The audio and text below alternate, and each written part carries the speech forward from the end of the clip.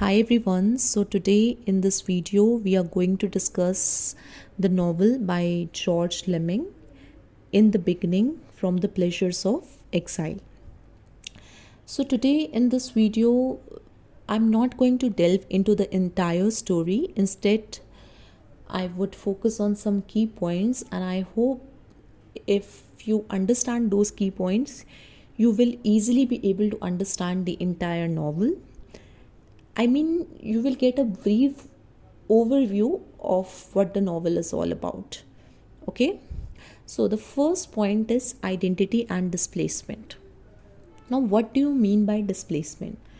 Displacement अगर मैं आपको आसान शब्दों में बताऊं तो कभी क्या आपने ऐसी सिचुएशन फेस की है जहाँ पर आपको लगता है कि आप उस जगह पे फिट नहीं हो या उस जगह पे आप सूट नहीं कर रहे हो, तो उस चीज़ को ही कहते हैं डिस्प्लेसमेंट. मतलब डिस्प्लेसमेंट के सेवरल मीनिंग्स हैं, बट इस चैप्टर में इस कॉन्टेक्स्ट में यही मीनिंग आ रहा है. अब जो ये नॉवल है, यहाँ पर क्या होता है कि जो कैरेक्टर्स हैं वो उनको डिस्प्लेसमेंट का फीलिंग और डिसओरिएंटेशन का फीलिंग वो लोग एक्सपीरियंस करते हैं.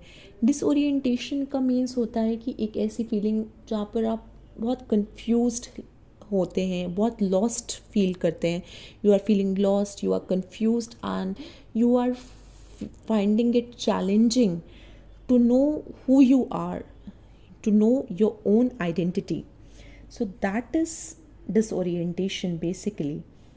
You are finding it very hard to know even your own surroundings. That is disorientation. So the novel explores the sense of displacement and disorientation experienced by the individuals in post-colonial societies. तो post-colonial societies में जो individuals थे उनको ऐसी feeling आ रही थी, वो lost feel कर रहे थे.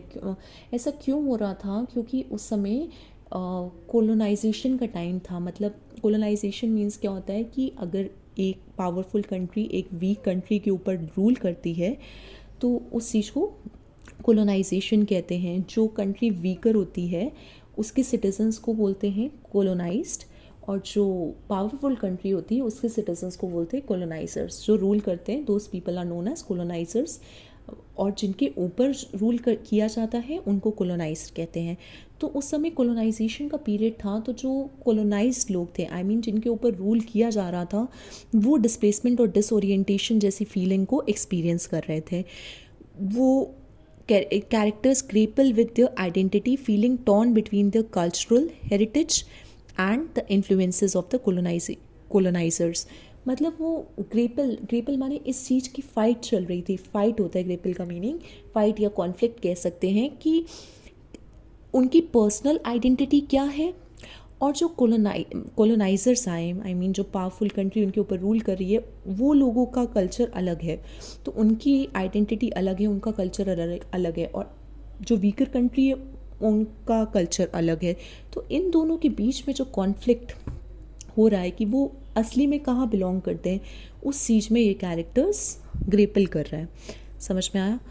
अब नेक्स्ट पॉइंट है कल्चरल हेरिटेज एंड ट्रेडिशन.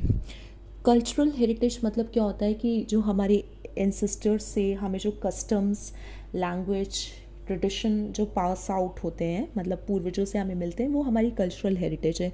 तो एक तरफ तो फिर अगेन सेम थिंग कि एक तरफ तो उनकी अपनी कल्चरल हेरिटेज है, उनके अपने एंसेस्टर्स से उनके अपने अलग रीति रिवाज हैं, ठीक है, और दूसरी तरफ जो कोलोनाइजर्स हैं उनका अपना अलग कल्चर है. तो यहाँ पर जो कैरेक्टर्स हैं वो रेजिस्ट कर रहे हैं. रेजिस्टिंग यहाँ पर इट इज़ अ की टर्म. वो रेजिस्ट कर रहे हैं कि वो उनकी कल्चर आइडेंटिटी ना इरेज हो. रेजिस्ट मतलब वो मना कर रहे हैं. रेजिस्ट करना किसी चीज़ को मतलब मना करना. तो यहाँ पर मना किस चीज़ को कर रहे हैं? Saying no to things that might erase their culture और चेंज हु दे आर. ऐसी चीज़ों को मना कर रहे हैं जो कि उनके कल्चर के अगेंस्ट है, उसके अगेंस्ट वो रेजिस्ट कर रहे हैं. I hope I am clear. The tension between embracing modernity and safeguarding traditional values is highlighted.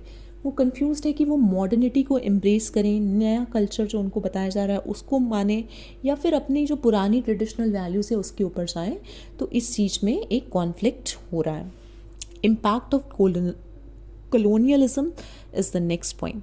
The book delves into the lasting impact of colonialism on personal and collective identities. मतलब colonialism का काफ़ी impact है पूरी मतलब दोनों aspect में, अगर आप देखें पूरी तरीके से, पर्सनल में भी और कलेक्टिव आइडेंटिटीज़ में भी। आप खुद सोचो, आपके ऊपर कोई इतने टाइम से रूल कर रहा है तो आपको उन लोगों का असर या उन लोगों का थोड़ा इन्फ्लुएंस आप उन लोगों से हो जाओगे। सो इम्पैक्ट तो colonialism का पड़ेगा ही पड़ेगा। I don't know why I face difficulty in pronouncing this word colonialism. Anyways, let's proceed. Characters reflect on the historical injustices.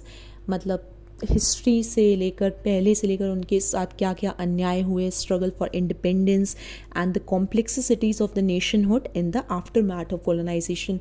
Last में क्या डिस्कस होता है कि कोलोनाइजेशन का आफ्टर मैथ का मतलब होता है कि किसी भी चीज़ का रिजल्ट, कॉन्सिक्वेंस। अब आफ्टर मैथ बेसिकली, अब आप कह सकते थे कि यहाँ पर कॉन्सिक्वेंस वर्ड भी यूज़ हो सकता था, बट आफ्टर मैथ इसलिए यूज़ किया गया because it is a consequence which has some impact. When there is a consequence which has some impact, जिसका कोई असर हो या फिर नेगेटिव कोई कॉन्सिक्वेंस हो, नेगेटिव कोई रिजल्ट हो, तो उसको आफ्टर मैथ वहाँ पर यूज़ करते हैं। फिर again search for self identity. So I have not explain this point, explain in the sense I have not written this point in paragraph because I think I have already discussed, so I have not written. Now then I have explained this search for self identities, like everyone is searching for self identity. They are figuring out who they are, what they like, what they believe in. All these things come under self identity. And the next is post colonial challenges. After the colonization, what challenges they have faced.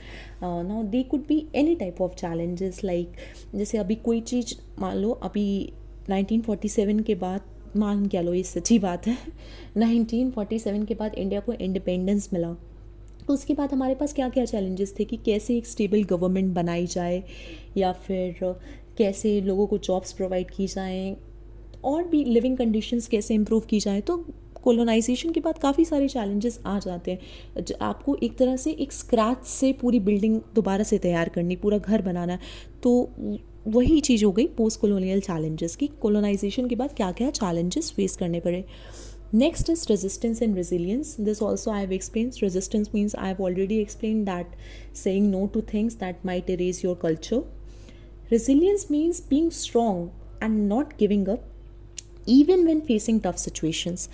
मतलब आप बहुत strong हैं और नहीं give up कर रहे हैं, हालांकि आपकी जो situations है वो बहुत tough है. Instead of that, in spite of that, you are not giving up. So this is the entire explanation of the novel. I mean, this is the brief overview. If you want to take screenshot, you can take. Thank you. Meet you in the next video.